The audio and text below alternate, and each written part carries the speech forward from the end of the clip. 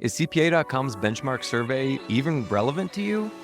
I think it is. You've got 200 firms that are sharing information about their practices, their growth, their strategy, how they're monitoring their performance. There's a lot in here. I've got a physical copy of the CAS Benchmark Survey in front of me. And today we're going to be talking about driving revenue through pricing, bundling services, and alignment with your client. Let's dive in.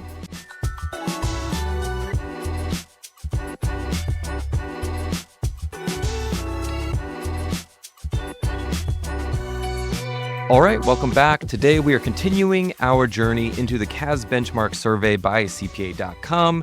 The last two episodes, we walked through a number of observations, trying to look for those deep cuts beyond the insights that they provide. What are some correlations in the data? And today we're going to talk about revenue growth through pricing, some service bundling, and client alignment. So when we look at the revenue growth versus pricing models in the CAS Benchmark Survey, most firms are transitioning to a fixed price, and they are seeing about annual growth of 17%. But 27% of those firms ignore minor scope creep. Isn't that a big problem in our space where, your client may ask for something here and there, but really we don't have the capability to monitor that pricing change really, really well, or that service change? And sometimes it's just so small, you kind of ignore it. Well, the data is telling us that some of that lax scope monitoring can lead to more stagnant margins despite growth opportunity.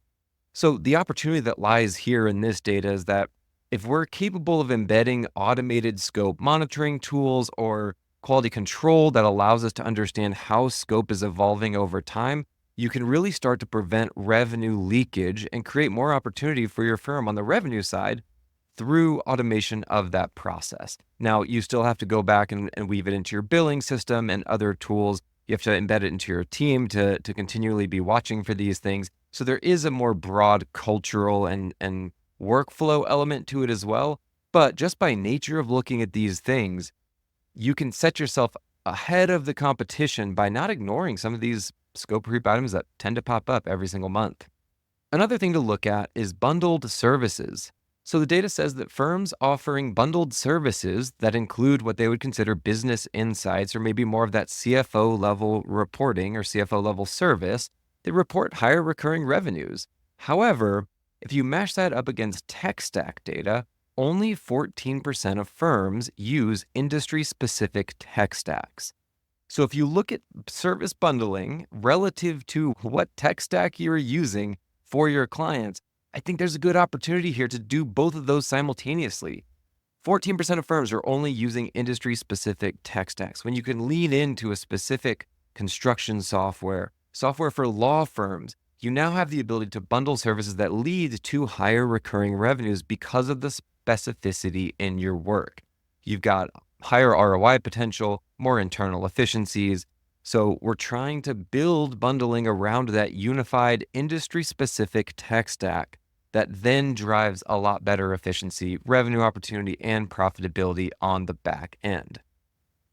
The last thing I want to hit on here is just your ideal client profile, the clarity of who you're going after relative to employee performance. Firms that have a clear ideal client profile reporting 20% faster growth and a 7% higher likelihood to align staff with client needs. So that's telling us that if we've got ambiguity in our client targeting, we've got clients that are all over the board, it creates some inefficiencies and challenges in both the sales and service delivery process. This kind of goes back to the last point of building industry-specific tech. So if you've got that really crystal clear idea of what your client profile looks like, you have the ability to grow faster. The industry-specific tech stack allows you to be more efficient internally. And then you have a 7% higher likelihood of aligning your staff appropriately. This will really help train your team on what to expect as a part of your firm. This will help your clients understand specifically how do you serve them and what tools do you use.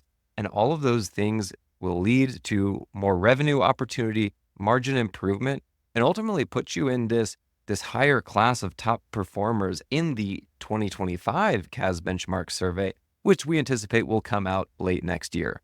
So there's a lot of good insights in this, a lot of interesting tidbits that just help you get better picture as to how your firm stacks up against others in this space. We know that it's a growing segment within the accounting firm industry. A lot of opportunity here. And there's some really good tactical advice that is just dotted throughout this CAS Benchmark survey. So again, I will link to it in the show notes if you haven't found it already. I've got physical copies on my desk, but it's one of those things that I may continue to reference as we set our goals and as we march down the path of continued growth for 2025. I hope that's helpful for you. Till next time.